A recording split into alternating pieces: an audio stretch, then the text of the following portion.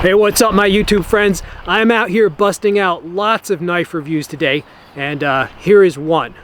This is a Kizer T1. Alright, this is designed by Uli Hennicke. I hope I pronounced that right, but, well, here is the knife. Alright, it's got a winning blade shape in my mind. The brand here is Kizer. The knife is the T1, which stands for Task 1. Uli Hennicke is the designer. It is 3.2 inches in blade length, 154 cm steel. The blade thickness is 3 millimeters. It is 3.6 ounces. It has micarta handle scales. Kizer sells this for $42 on their website, but they are currently sold out. Other places are selling it for around $70.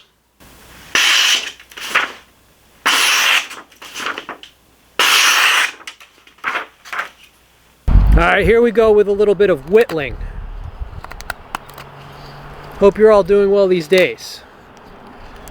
I'm glad it's warmed up. When I first got here to the creek this morning, it was a little bit chilly. But now it's perfect. I've filmed like 5 or 6 videos today. Because YouTube is mean to you. If you only post once a week, YouTube's algorithm is mean to you. They screw you over. It's one of the many ways. But I hope you're all doing excellent today. Yeah, caw. Oh, something trying to... It was like a bug trying to mate with the microphone. It didn't even buy it dinner first. This came very, very sharp. It's an excellent little whittler. You want to sharpen your contractor pencil, certainly do so. Alright, put a little tip on that. Alright, so my micarta handle scale's nice. It's got 2 thumb studs. You see the pocket clip right there? It's got a lanyard slot there. Alright, for some reason it's easier for me to open with my right hand, even though I am left-handed. Right, it's got a high flat grind with a bevel there. Fairly pointed with lots of belly as well. Usually with folders, you're either slicing, starting a cut, or doing a pushing cut with that part. This covers all 3 of those bases. Right, this is 154 cm. Now you may remember 154 cm as an old school steel, definitely. Right, remember back in the day, like 15 years ago on YouTube, people would show their Emerson knife, which would be 154 cm. Yeah, back in the day, does anybody remember when most of the better folders were either S30V or VG10 or 154 cm? Those were like the big 3 way back in the day. Of course, things have changed. I mean, now we have Magna Cut, right? Various CPM steels, which are awesome. But you can still get plenty of use out of 154 cm. I have a collection of Emersons that are all that steel, and they've served me well. You basically have a good designer, good execution from Kizer. This came very sharp. Right? The only thing I would change about this, it came with a really strong detent.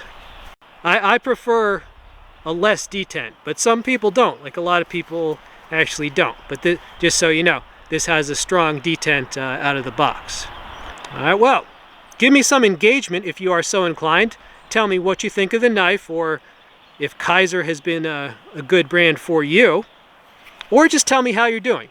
It doesn't have to be about the knife. I'm not one of those people that kind of conveys or tries to convey that the knife world is the only thing that matters.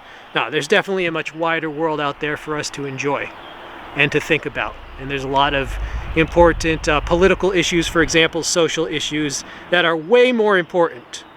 But I produce a lot of knife content for you because everybody needs a break. Everybody needs a fun hobby, right? And something to occupy their recreational or leisure time.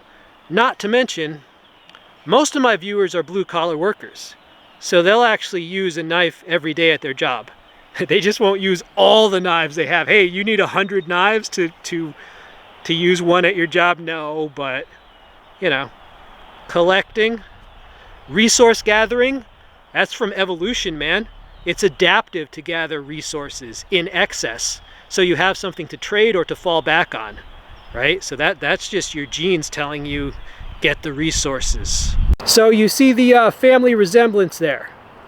All right, the T1 and the T2. All right, this is the T2, right? So kind of basically a full tang fixed blade version of the folding T1. All right, now I've had this for many years, and that's the thing. I always wanted the folder and the fixed blade. This is seatbelt type material. Got a little bit of utility functions that you have to accomplish with your knife. This will push cut or slice through that. The sun is behind the clouds now. That's better for video making because the shadows aren't like killing the shot. Finally, of course, this is now that I've finished filming like six videos. What's that? Oh, look, we got wildlife, people. Nice. Oh, look at that. Where's the other one? There you go. Yeah, check that out. Got a lot of wildlife at the creek. Nice. This is for all those people who can't get out there. Maybe you live in like a big city or something. I'll get out here for you and show you what's up. All right, so they're going that way.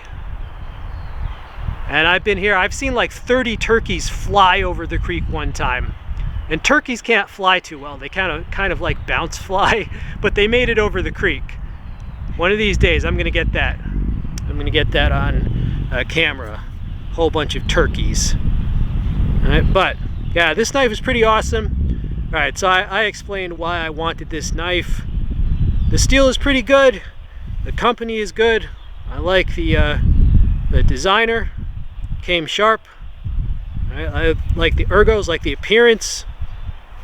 So that is this knife. It's been around for a while, like I said, but it was on my list for years. It kept being sold out and unavailable. Finally, they made some more. I saw one, I think it was at Knife Center.